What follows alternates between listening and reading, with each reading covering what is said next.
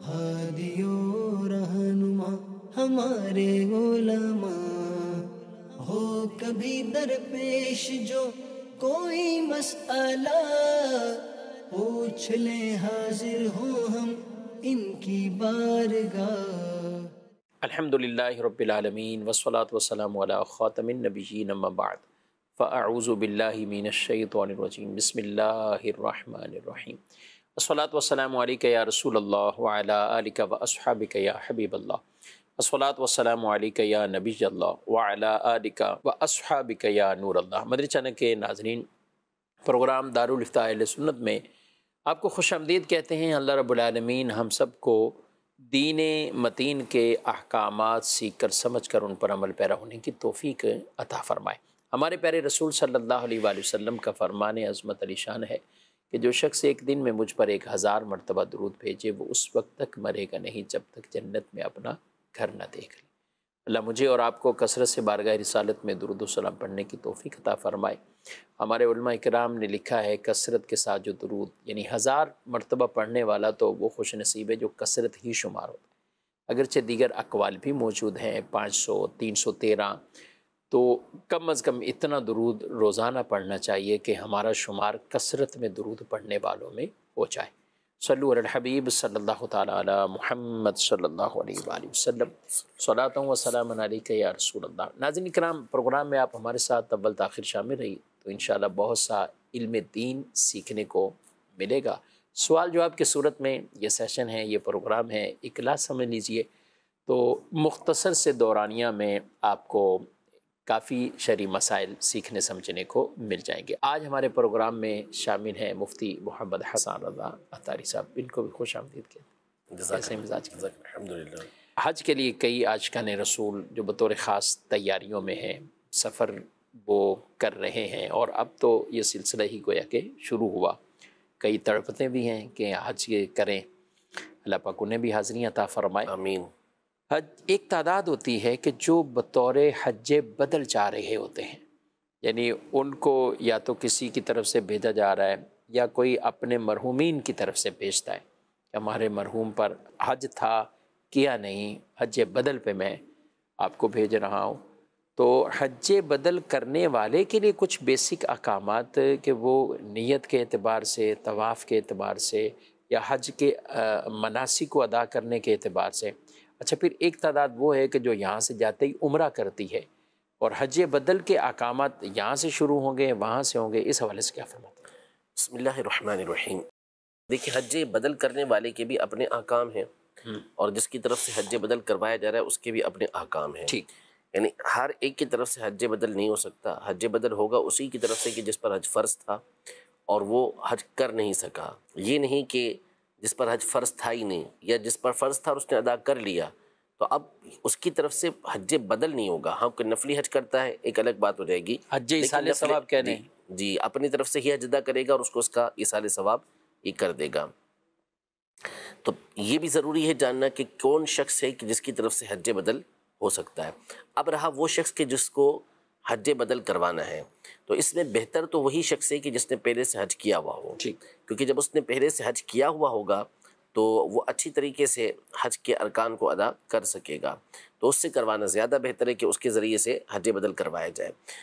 اور وہ شخص کے جس کے اپنے اوپر حج فرض ہے اور وہ حج فرض ادا کرنے کے لیے نہیں جا رہا بلکہ دوسرے کا فریضہ ادا کرنے کے لیے جا رہا ہے، دوسرے کے اوپر جو فرض ہے اس کو پورا کرنے کے لیے جا رہا ہے، تو یہ مکروہ تحریمی ہے، ناجائز ہے کہ ایسے شخص کو بھیجا جائے۔ گناہگار ہوں گے، اور وہ شخص بھی گناہگار ہوگا کہ جس کے اپنے اوپر حج فرض ہے اور وہ اس کو چھوڑ کے دوسرے کا حج ادا کر رہا ہے۔ اس کا کیسے، یعنی اس کو باقاعدہ پوچھ لیا جائے کہ تمہارے پاس کیا ہے نصاب، جو حج کا نصاب ایک طرح کا، تو یہ کیا بات پوچھیں گے؟ ایک بندہ ویسے ہی کسی کو لگ رہا ہے کہ یہ دینی حلیہ ہے، وہ کہتے ہیں کہ اس کو ہم حج پہ بھیج دیتے ہیں، صحیح ہے، بھلے اس کے اوپر اپنا حج کا فریضہ ہو، تو یہ پتہ کیسے ہے؟ دیکھیں، دو ہی صورتیں ہوتی ہیں ہمیشہ ایسے مقام پر کہ یا تو شک و شبہ گزر رہا ہے تو اس سے پوچھ لیا جائے، اور طریقے سے پوچھ لیا جائے، اور اگر نہیں شک و شبہ نہیں ہے اور آپ کا ظن غالب ہے کہ یہ اس طرح کا بندہ ہے کہ اس کے اوپر حج فرض نہیں ہے، یا ایسا شخص ہے کہ جو حج ادا کر نہیں سکتا تو لہٰذا ہم اس کو حج کروا دیتے ہیں، تو یہ کافی ہو جاتا ہے، اس میں ظن غالب کفایت کرتا ہے۔ نمبر 1 عورت کی طرف سے حج بدل ہو تو اس کے لیے عورت کا ہی جانا ضروری ہے کہ مرد بھی؟ نہیں، مرد بھی جا سکتا ہے، مرد کی طرف سے عورت، عورت کی طرف سے مرد جا سکتی ہے، حج بدل حج بدل ہو سکتا ہے دونوں کا، لیکن بہتر یہی کہ مرد کی طرف سے جب حج ادا ہو تو پھر مرد ہی ادا کرے، یہ زیادہ بہتر ہے۔ صحیح، عورت کے لیے وہ چاہے مرد کرے، وہ چاہے مرد کرے چاہے عورت کرے۔ اصل میں مرد کے احکام تھوڑے سے اس سے مختلف ہوتے ہیں، عورت کے بعض اوقات ایسے ایام ہوتے ہیں کہ جس میں وہ بہت سارے فرائض آزمائش ہو جائے میں اب مشکل ہو جاتی ہے اس کے لیے۔ اب جو شخص جس کو بھیجا جا رہا ہے تو اس کے لیے ضروری ہے کہ جو اکثر مال کا حصہ ہے وہ اس کی طرف سے ہو کہ جس نے حج جو اس کو حج کروا رہا ہے۔ اور پھر اس میں ویسے تو یہی حکم کتب کے اندر مذکور ہے کہ اسی کے شہر سے، اسی کے علاقے سے وہ سفر کرے گا، لیکن بہرحال علماء نے اس بات کی اجازت دی ہے کہ اگر وہ وہاں جا کے عمرہ ادا کر رہا ہے تو اس کا عمرہ ادا کرنا جائز ہے، عمرہ کر سکتا ہے، عمرہ کرنے کے بعد وہ حج ادا کر سکتا ہے۔ یعنی ایسا ضروری نہیں کہ وہ جس کی طرف سے حج ادا کر رہا ہے اس کے لیے حج قران کرے یا حج افراد کرے، یہ لازم نہیں ہے، بلکہ حج تمتع کرتا ہے کہ جس میں پہلے عمرہ ہوتا ہے پھر اس کے بعد حج ہوتا ہے، تو اس کا اس طرح کرنے میں بھی کوئی حرج نہیں، ایسا وہ کر سکتا۔ اور ویسے بھی ہمارے ہاں ایک طرح کی یہ اجازت ہوتی ہے، بھیجنے والا بھی اجازت اس کی طرف سے یہ ہوتی ہے کہ یہ، اور پتہ بھی ہوتا ہے کہ یہ 30 دن پہلے جا رہا ہے، لازمی کہ یہ پہلے جا کے عمرہ کرے گا، پھر احرام اتارے گا، بلکہ 2-3 اور عمرے بھی بعض اوقات ہو جاتے ہیں، وہ مدینہ شریف بھی جائے گا کیونکہ پیکج پورا ہوتا ہے۔ جی ہاں، پورا پیکج۔ اور اس کے عمرے میں تو ویسے چل جاتا ہے کہ عمرے میں بندہ گیا ہوا ہوتا ہے تو چلو کبھی یہاں مدینہ شریف اس کی حاضری ہو گئی تو کبھی وہ مکہ مکرمہ میں حاضر ہے، لیکن حج کا جو پیکج ہوتا ہے وہ تو اس میں بندہ بندھا ہوا ہوتا ہے کہ اتنے دن ہی اس نے مدینہ منورہ میں اس دن سے اس دن تک رہنا ہے، اور اتنے دن اس نے مکہ مکرمہ کے اندر رہنا ہے، وہاں اس کی چلے گی بھی نہیں، خود تبدیلی بھی نہیں کر سکتے۔ ٹھیک ہے، اچھا، پھر یہ جن کی طرف سے جا رہا ہے تو پھر جب وہاں ایام حج آئیں گے، جس وقت مینا کی طرف باقاعدہ روانگی ہوتی، تو اب وہ حج کا احرام جو ہوگا اس میں اس کی طرف سے باندھے گا۔ یہ وہ جگہ ہے، وہ صورت ہے کہ جس کی شریعت مطہرہ نے اجازت دی ہوئی ہے کہ اب یہاں پر یہ دوسرے کی طرف سے نیت کرے گا، اپنی طرف سے نہیں کرے گا، بلکہ یہ کہے گا کہ جس کی طرف سے حج ادا کر رہا ہے اس کی طرف سے کہے گا کہ میں اس کی طرف سے احرام باندھتا ہوں، اس کی طرف سے حج کی نیت کرتا ہوں، صحیح، اور پھر وہ اس کی طرف سے حج ادا کرے گا۔ مینا میں چلے گئے، وہاں کا مینا کے جو بھی وہاں نمازیں پڑھنی ہے، وہ وقوف ہے مینا کا، پھر وقوف عرفہ ہے، وقوف مزدلفہ ہے، تو ہر جگہ میں چاہے وہ عمل سنت آ رہا ہو یا واجب آ رہا ہو یا فرض آ رہا ہو یا حج کا رکن جیسے وقوف عرفہ، تو ان میں باقاعدہ نیتیں ہر جگہ جا کر، لیکن نماز تو وہاں جو پڑھنی ہے وہ تو اس نے اپنی ہی ادا کرنی ہے نا، جو ارکان ہے اس میں وہ نیت کرے گا، جو حج کے ارکان ہیں، یہ نہیں کہ نمازوں میں وہ اس کی طرف سے کوئی نیت کر رہا ہو، نمازیں اپنی پڑھنی ہے، اس نے اپنی پڑھنی ہے، طواف کر رہا ہے، طواف زیارہ، تو اس میں اس کی طرف سے وہ نیت کرے گا۔ تو یوں جو ارکان ہیں اس میں اس نے اس کی طرف سے نیت رکھنی ہے کہ میں جس کا حج ادا کر رہا ہوں اس کی طرف سے، اور اس کے لیے زبان سے کہنا ضروری نہیں ہے، دل میں نیت ہو، اور دل ہی کی نیت ویلڈ ہے، تو دل میں نیت ہونی چاہیے کہ میں اس کی طرف سے ان چیزوں کی ادائیگی کر رہا ہوں۔ ایک آدمی پوچھ رہا تھا کہ وقوف عرفہ میں دعائیں مانگتے ہیں، دیگر جگہوں پہ اب ہم آدمی اپنے لیے، اپنے گناہوں کی بخشش کے لیے، دیگر چیزوں کے لیے دعائیں مانگتے ہیں، تو ویسے موقع پہ کیا میں اس کے لیے دعائیں کرتا رہوں یا میں اپنے لیے دعائیں مانگوں اور پھر آخر میں کہ یہ ساری دعائیں اس کے حق میں بھی قبول ہوں، کرے کیا؟ دیکھیں کوئی ایسا نہیں ہے، ہاں جو احرام باندھنا ہے وہ اس کی طرف سے باندھنا ہے، ارکان جو ہے وہ اس کی طرف سے نیت کر کے ادا کرنا ہے، باقی نمازیں بھی آپ نے اپنی ہی پڑھنی ہے، اور ساتھ میں دعا بھی آپ جو کرنا چاہیں کریں، اس کی طرف سے صرف آپ نے حج ادا کرنا ہے، باقی اس کے علاوہ یہ دعائیں ہیں تو دعائیں تو آپ کے دل سے نکلیں گی نا اس کے لیے، کہ اتنی بڑی سعادت آپ کو مل گئی حج ادا کرنے کی، آپ کر نہیں سکتے تھے لیکن اس کی طرف سے آپ ادائیگی کے لیے آئے ہیں، تو دل سے دعائیں نکلتی ہیں ایسے موقع پر، تو لہٰذا اس کی طرف سے آپ نے دعا کر لینی ہے، لیکن یہ لازم نہیں ہے کہ اگر اس کے لیے دعا ایک بھی دعا نہیں کی مثال کے طور پر اس کے لیے، اور اپنے ہی لیے کرتا رہا یا کسی اور کے لیے کرتا رہا، تو اس میں کوئی حرج نہیں ہے، لیکن ظاہر ہے کہ جو احسان ہوتا ہے، بھلائی ہوتی ہے، بھیجنے والوں نے بھیجا اسی لیے کہ ہمارے والد کی طرف سے یا ہماری والدہ کی طرف سے یا جس مرحوم کی طرف سے کروا رہے ہیں، ایک تو اس کا حج ادا ہو جائے اور پھر ان کو ثواب بھی ملتا رہے، تو دعائیں تو مقصود ہوتی ہیں، تو اس لیے دعائیں کرتے رہنا چاہیے اس بندے کے لیے بھی، لیکن یہ کوئی ضروری نہیں ہے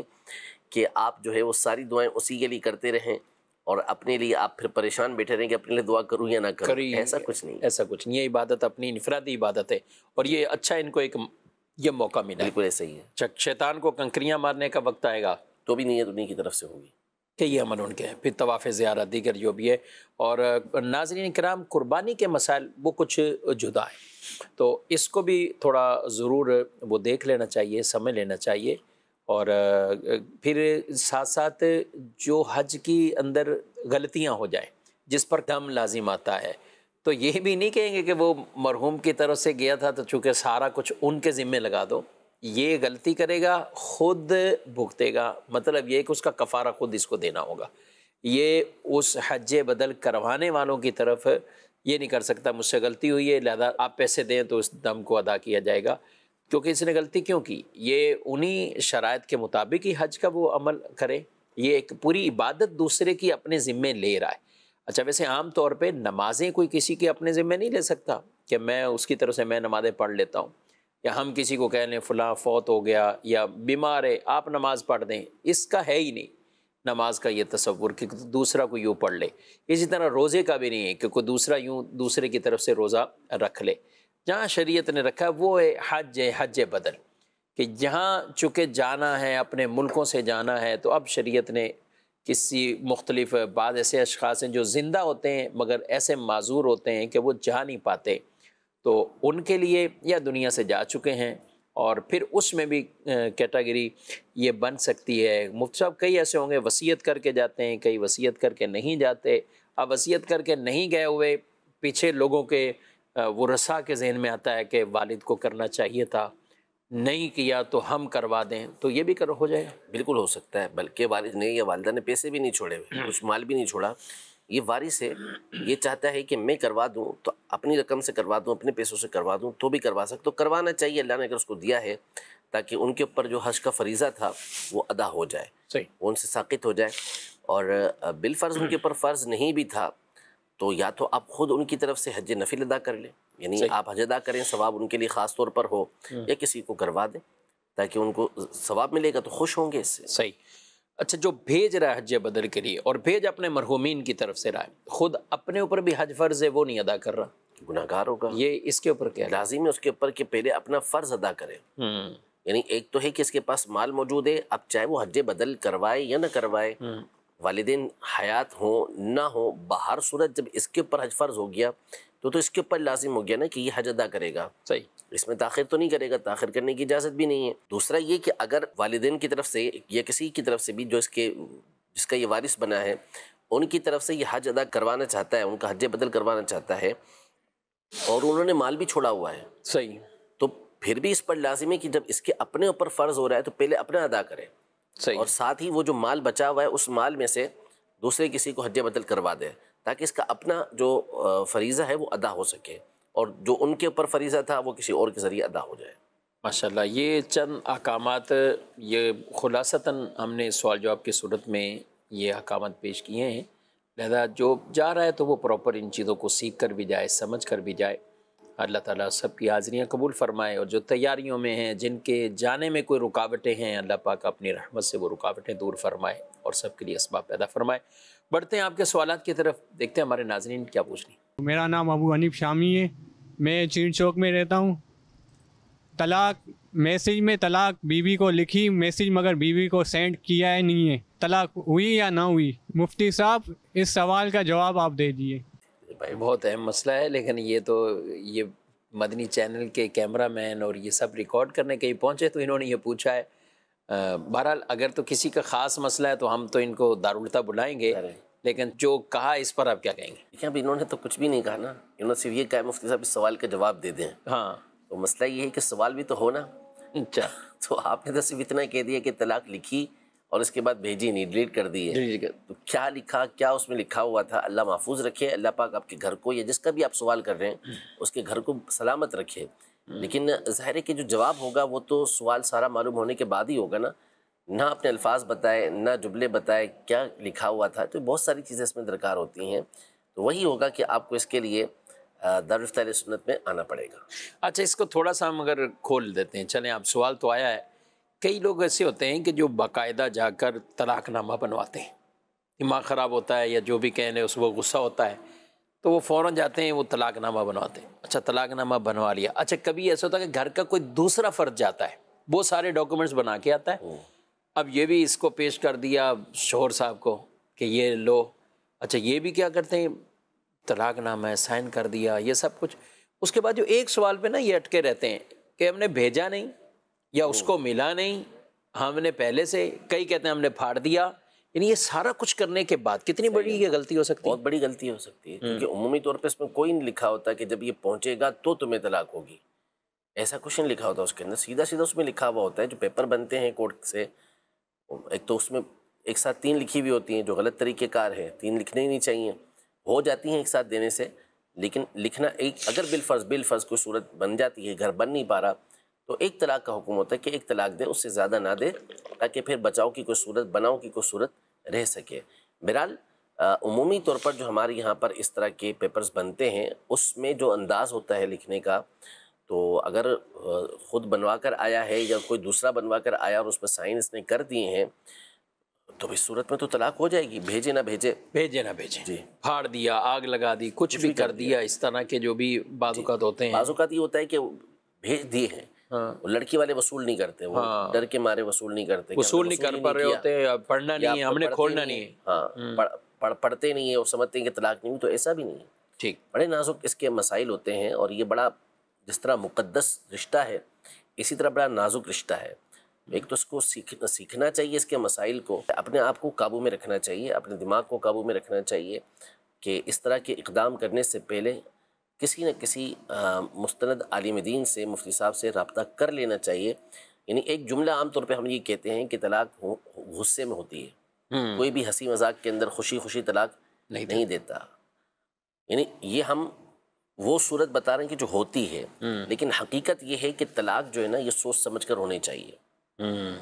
یعنی طلاق کا جو فیصلہ ہے، طلاق کا جو قدم ہے نا، یہ غصے میں نہیں ہونا چاہیے، اس وقت ویسے ہی خاموش ہو جائے، اس وقت خاموش ہو۔ اور اصل میں یہ جو مقدس رشتہ ہے، پیار و محبت کا رشتہ ہے، اتنا جو ہے وہ اہم رشتہ ہے، نسلوں کی جو بقا ہے اس کے لیے ایک رشتہ قائم کیا گیا ہے، تو اس کو جو ختم کرنا ہے اس کے لیے ایک شریعت نے طریقہ کار رکھا ہے کہ ایسا فیصلہ تھوڑی ہوتا ہے کہ ٹھکاک سے آپ نے فیصلہ کر لیا، بلکہ اس پر سوچا سمجھا جاتا ہے، اس پر جو ہے وہ بندہ باقاعدہ مشورہ کرتا ہے، پھر اس کے بعد کس طریقے سے قدم اٹھانا ہے وہ قدم اٹھاتا ہے۔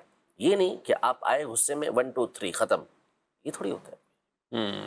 یعنی اس پہ غور و فکر کر کے، علماء سے مشاورت کر کے، بلکہ میں تو اکثر کہا کرتا ہوں جب نکاح ہوتا ہے تو نکاح کے لیے تو اتنی میٹنگ پہلے سے ہیں، اتنی تقریبات کا اہتمام کیا جاتا ہے۔ حسن صاحب کبھی کہتے ہیں کہ ابھی دیکھنے آ رہے ہیں، اچھا دیکھ کر فائنل نہیں کرتے، سیلری پوچھ لی لڑکے کے حوالے سے، لڑکی والوں نے یا انہوں نے لڑکی کے حوالے سے معلومات لے لی، سب کچھ کر لیں گے، دعوت بھی کھا لیں گے، 2 گھنٹے بیٹھ کے آ گئے، گپ شپ بھی لگا لی، سارا کچھ مرے، پھر اس کے بعد بھی کچھ تحقیق کریں گے۔ رشتہ کرنے سے پہلے دائرے تحقیق کرتے ہیں، ارد گرد کے لوگوں سے پوچھا، ان کے دوست احباب سے پوچھا، اچھا پھر بھی یعنی پہلے 4-5 کچھ نشستیں آ جائیں، پھر لوگ کچھ کے مہینے چھوڑتے ہیں، یعنی 2-4 مہینے دیکھ لو بھائی، ان لوگوں کو دیکھیں، ان کے رہن سہن دیکھو، 6 مہینے، پھر اس کے بعد منگنی، پھر منگنی کے بعد بھی کئی لوگ نکاح کا سلسلہ اور موقوف رکھتے ہیں، پھر کئی تو نکاح کے بعد رخصتی کو اور موقوف رکھتے ہیں، یعنی کتنے سالوں میں یہ اتنا ایک نکاح کا معاملہ ہے، لیکن فارغ کرنے پائیں تو 1 منٹ میں۔ ایسے ہی ہوتا ہے بہت، یعنی بس مسئلہ دیکھیں، ہم اس پر کئی مرتبہ گفتگو کر چکے ہیں کہ اب جو نسل ہے، جو دور چل رہا ہے، اس میں برداشت تو کم سے کم ہوتی ہی جا رہی ہے، تو دیگر معاملات میں جہاں برداشت کی کمی ہوتی ہے، اسی طرح یہ گھریلو معاملات کے اندر بھی برداشت کی کمی یہ دونوں طرف سے ہوتی جا رہی ہے۔ عورت کو چاہیے کہ وہ احتیاط اس حوالے سے برتے کہ ہائپر نہ کر دے مرد کو، اور اس کو ایسے اقدام پہ مجبور نہ کرے، اور مرد کو چاہیے کہ عورت کی طرف سے اگر اس طرح کے معاملات ہوتے ہیں تو مرد بنے اور اپنے آپ کو قابو میں رکھے، نہ مار دھاڑ کرے اور نہ ہی اس طرح کے الفاظ استعمال کرے، بلکہ اپنے آپ کو قابو میں رکھ کر اپنے بڑوں سے اس حوالے سے مشاورت کرے، تو پھر یہ ہوتا ہے۔ بعض اوقات تو اللہ معاف کرے کہ بعض عورتوں کی تو اس طرح کے معاملات آتے ہیں سامنے، تو مرد ہے تو طلاق دے، جی ابھی چھوڑ، ابھی کے ابھی چھوڑ، اس طرح کی باتیں وہ کرتی ہیں۔ نعوذ باللہ ثم نعوذ باللہ، آپ نے گھر اس لیے بسایا تھا، پھر آگے بچے آپ کی نظر نہیں آتے آپ کو کہ آپ نے کیا کرنا ہے، تو اپنے غصے کو ہمیشہ قابو میں رکھیں۔ صحیح، کیوں آپ اتنا ہائپر ہو جاتے ہیں؟ اصل میں وہ ذہن بنا لیتے ہیں کہ مجھے غصہ بہت آتا ہے، میں برداشت نہیں کر سکتا، میں برداشت نہیں کر سکتی۔ بھائی کیوں برداشت نہیں کر سکتے آپ کیوں برداشت نہیں کر سکتی؟ آپ کو کرنا ہوگا۔ اب آپ کی زندگی تنہا زندگی نہیں ہے، آپ کی زندگی آپ کے لائف پارٹنر کے ساتھ ہے اس کو بھی دیکھنا ہے، آپ کے بچوں کے ساتھ آپ کی زندگی ہے اس کو دیکھنا ہے. مجھ سے برداشت نہیں ہوتا تو بھائی نہیں ہوتا تو کرو، شادی کیوں کی؟ صحیح بات ہے، کرو. جب آپ نے ایک رشتہ بنایا ہے، آپ نے ایک رشتہ قائم کیا تو اس کو نبھائیں. یہ تھوڑی کوئی فلم تھوڑی ہے، کوئی ڈرامہ تھوڑی ہے کہ آپ نے شادی کر لی اور یہ آپ نے گھر بس گیا اور اس کے بعد چھوڑ دیا تو پھر کوئی جو ہے وہ نیا رشتہ آپ کا ہو جائے گا. یہ حقیقی زندگی ہے. یہاں آٹے دال کا بھاؤ پتہ چلتا ہے بندے کو کہ زندگی کیسے گزارنا ہوتی ہے. یہ مسائل آتے ہیں، مشکلات آتی ہیں، لیکن ان کو فیس کرنا پڑتا ہے بندے کو. تو اس لیے یہ برداشت کا مادہ اپنے اندر پیدا کرنا ہوگا آپ کو. نہیں یہ کہنے سے آپ جان نہیں چھڑا لیں گے کہ نہیں اب مجھ سے نہیں ہوتا، میں نہیں کر سکتا، یہ میں نہیں کر سکتی. نہیں یہ نہیں، بلکہ کرنا پڑے گا. نبھائیں اور کریں. معاشرے میں اگر ایک دو کوئی ایسے کیسز سامنے آتے ہیں نا کہ انہوں نے بعد میں آگے کر لیا اور بہت اچھا ہو گیا، تو میں کہتا ہوں وہ ایک دو کچھ ایسے آپ دیکھ رہے ہوں گے، 50 دوسرے کیسز بھی ہیں. اور بالخصوص بہنوں کو چاہیے، ان خواتین عورتوں کو چاہیے کہ وہ صبر تحمل سے بہت کام لیں. ان عورتوں کو اگر معاشرے میں دیکھ لیا جائے، ارد گرد اپنے دیکھیں کہ جن کی طلاقیں ہو چکی اور اس کے بعد ان کے گھر والے کتنی پریشانیوں میں، اس کے بھائی کتنی، بہنیں کتنی پریشانیوں میں، اگر ان کے گھر میں کوئی اور بچے جن کی شادی ہونے رہتی ہے تو وہ کتنی پریشانیوں میں ہوتے ہیں کہ ہماری بہن کو طلاق ہوئی، اس وجہ سے ہمارے رشتوں میں مسائل ہو گئے. تو مسائل ہی مسائل ہیں. اپنا گھر وہ اچھا ہے، صبر و تحمل سے کام لینا چاہیے، پیارے نبی علیہ السلام کی تعلیمات پر عمل کرنا چاہیے، اور عفو درگزر سے کام لیں گے تو گھر امن کا گہوارہ بھی بنیں گے. مزید کال. میرا مفتی صاحب سے یہ سوال ہے کہ اسلامی بہنیں جب سجدے میں جائیں تو کیا پاؤں کی انگلیوں کو فولڈ کریں گی؟ اور دوسرا سوال یہ ہے کہ بیوہ عورت حق پر ہو یا نہ ہو، کیا اس کی بددعا سے بچنا چاہیے؟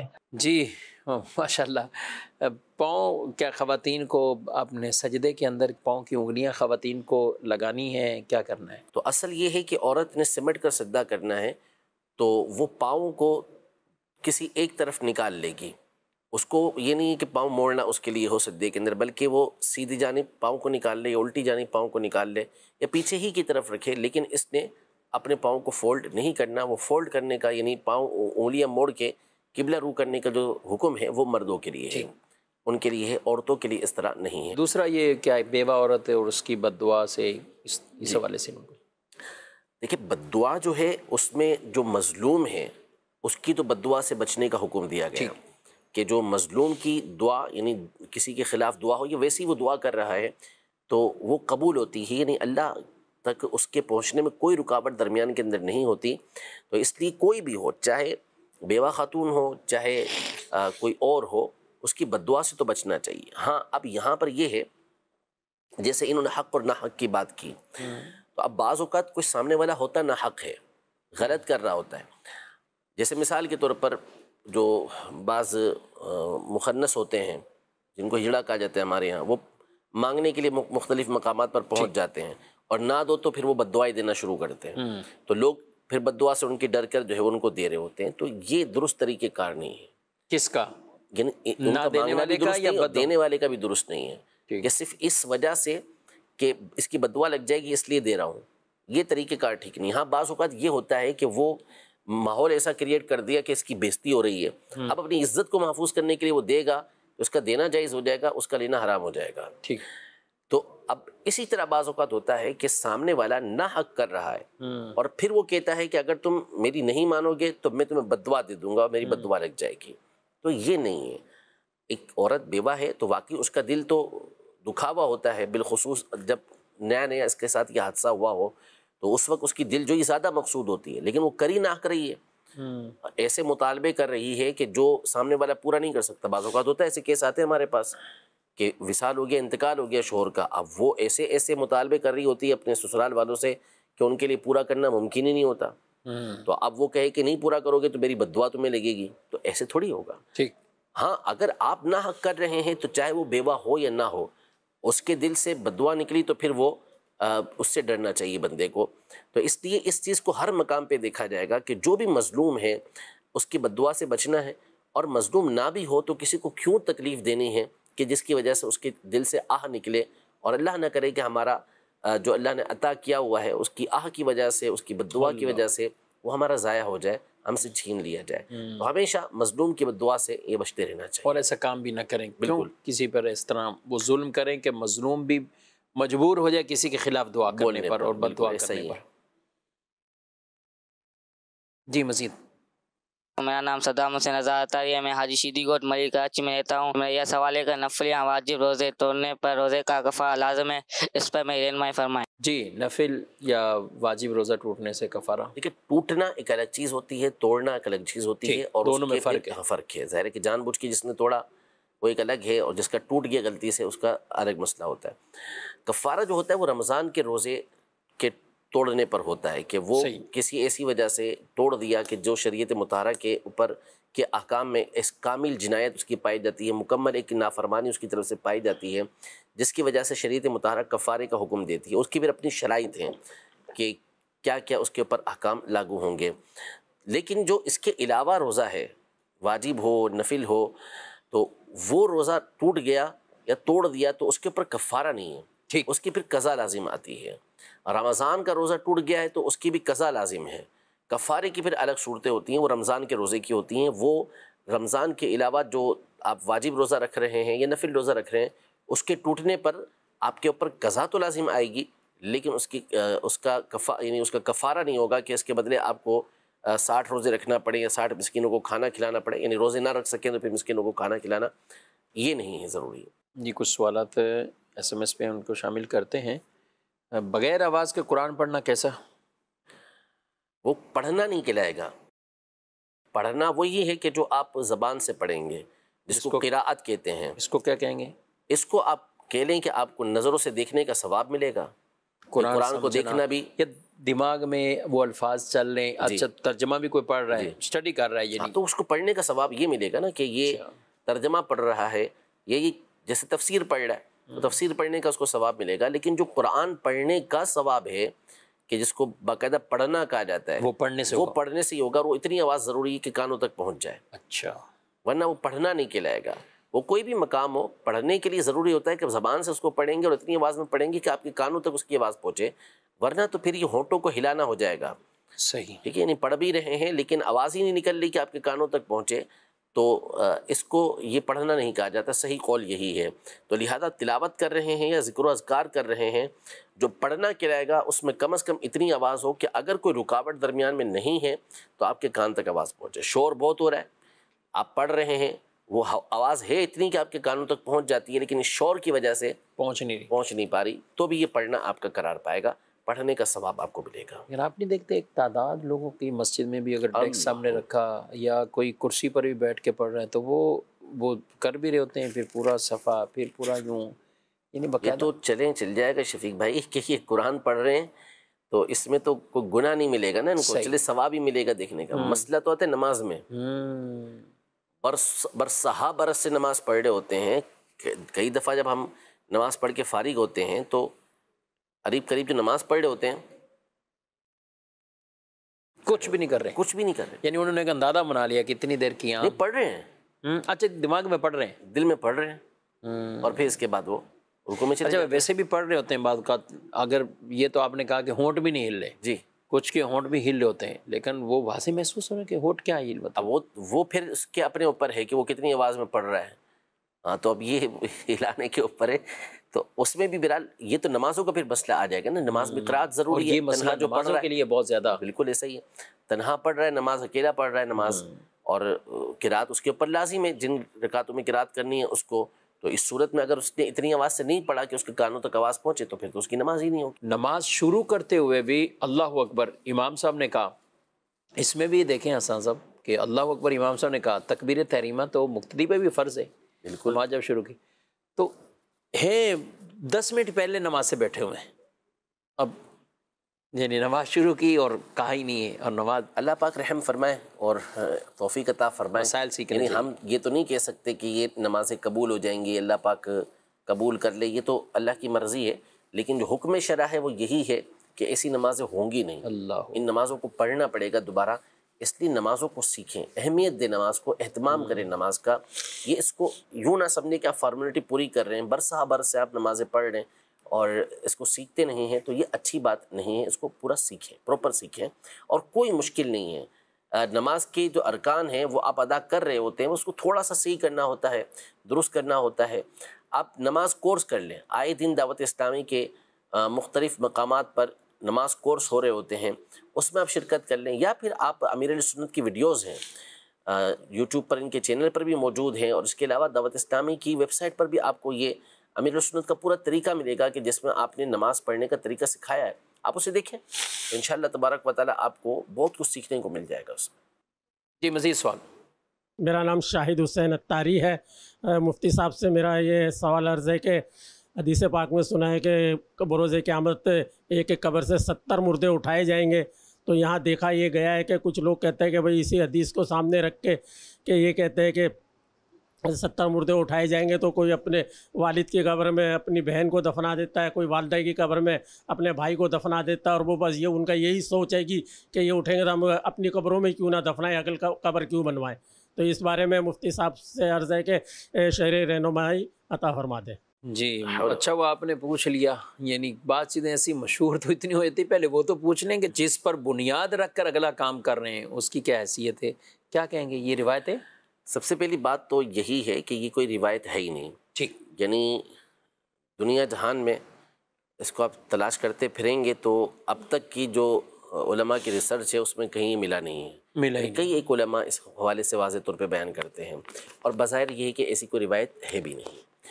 اچھا، اب رہا یہ کہ بالفرض ہم مان لیتے ہیں، چلیں ایک لمحے کے لیے تسلیم کر لیتے ہیں ایسی کوئی روایت موجود ہے، ٹھیک ہے، یا ایسا کوئی قول موجود ہے، تو اس کا مطلب یہ نہیں بیان کیا گیا کہ اس کے اندر آپ 70 دفنائیں.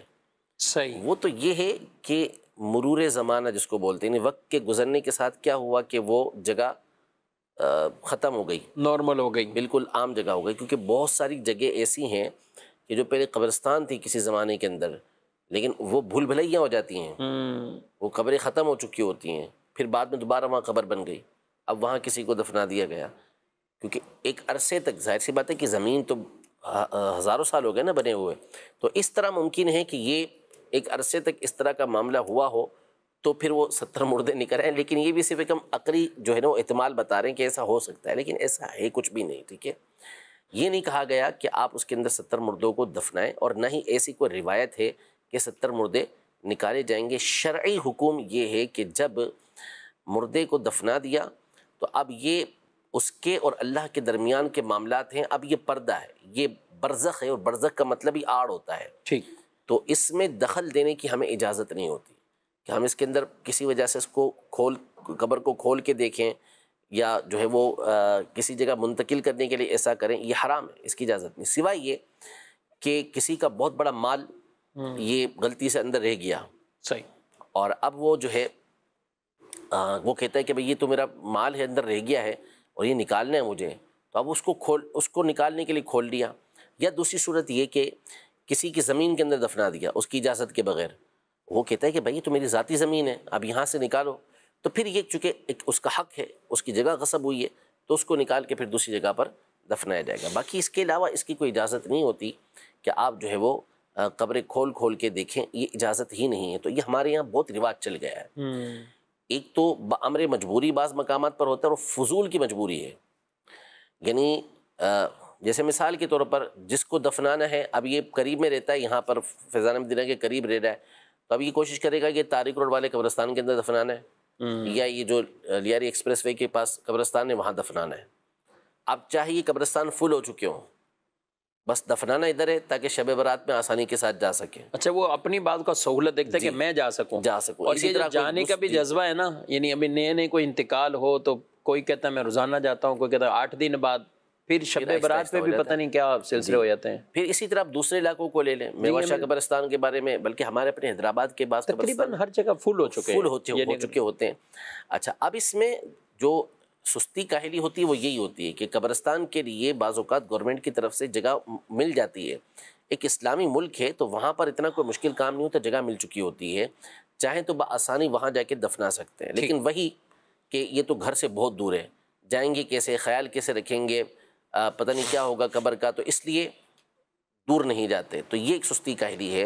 اور بعض مقامات پر بھی مجبوریاں بھی ہوتی ہیں، تو ہر جگہ پہ اس طرح کی، جیسے کوئی غیر مسلموں کا ملک ہے اور وہاں وہ جگہ نہیں الاٹ کر رہے اس حوالے سے، تو اس کے لیے بھی ہر جگہ یہ نہیں ہوتا کہ آپ جو ہے وہ قبر بنا دیں. اس کے لیے بھی علماء نے طریقہ کار بتائیں تو پھر ایسا کبھی وہاں مسئلہ پیش آ جائے تو اس کے لیے علماء سے رابطہ کر لیا جائے.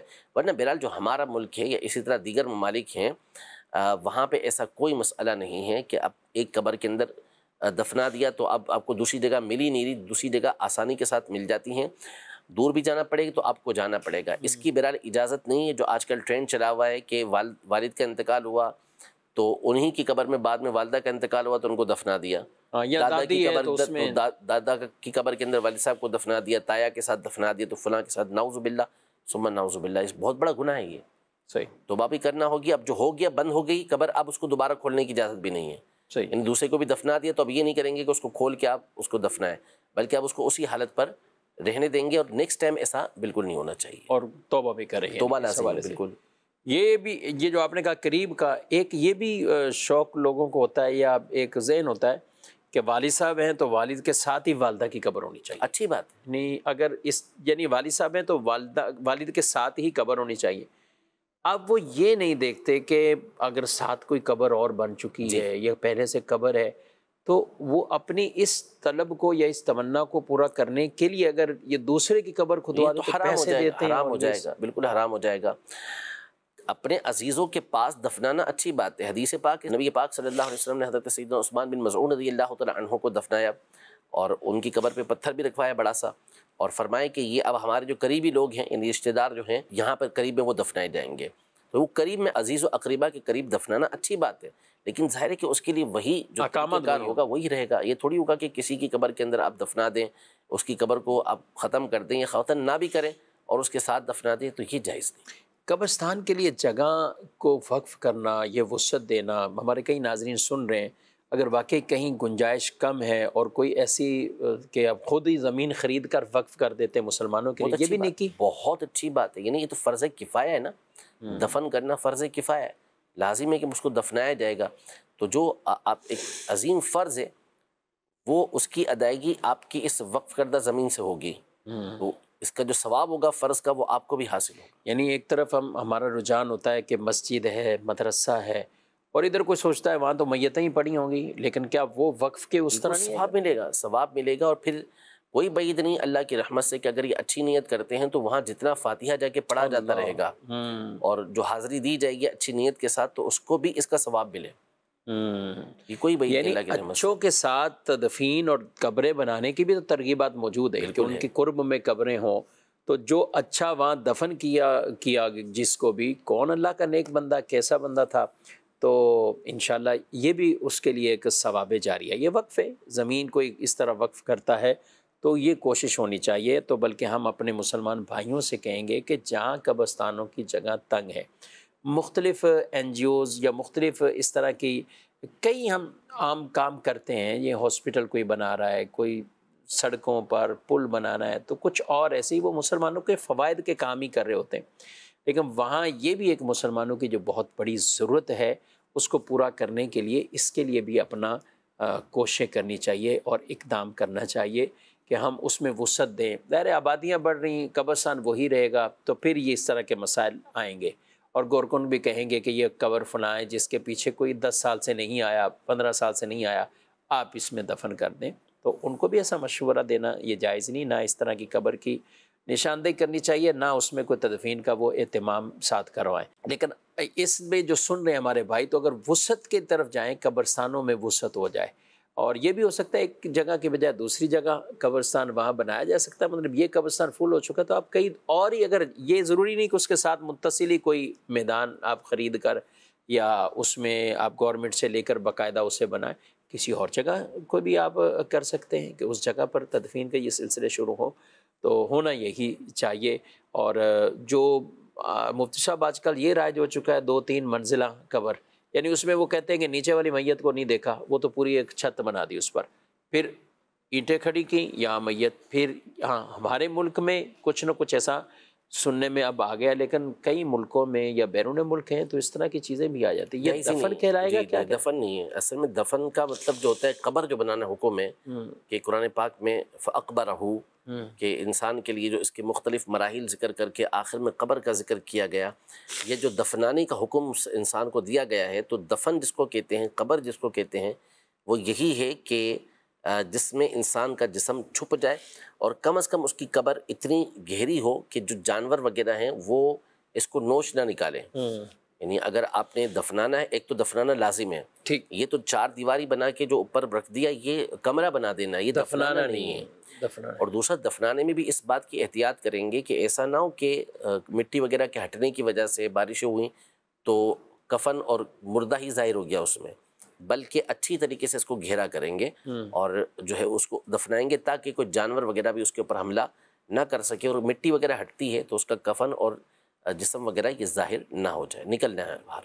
ٹھیک. ناظرین کرام، آپ نے پروگرام ملاحظہ کیا، آپ کے کئی اور بھی اس مسائل ہوتے ہیں جو ہم پروگرام کا تو حصہ نہیں بنا پاتے، لیکن یہ نمبر اپنے پاس رکھیے، دارالتحریر سنت سے اپنا رابطہ رکھیں گے تو انشاءاللہ ان اوقات میں آپ فون کریں گے تو آپ کو وہ شرعی رہنمائی بھی کر دی جائے گی. اللہ پاک ہم سب کو علم دین سیکھنے، سمجھنے اور اس پر عمل پیرا ہونے کی توفیق عطا فرمائے. آمین بجاہ النبی. ہادی و رہنما ہمارے علماء، ہو کبھی درپیش جو کوئی مسئلہ، پوچھ لیں حاضر ہوں ہم ان کی بارگاہ.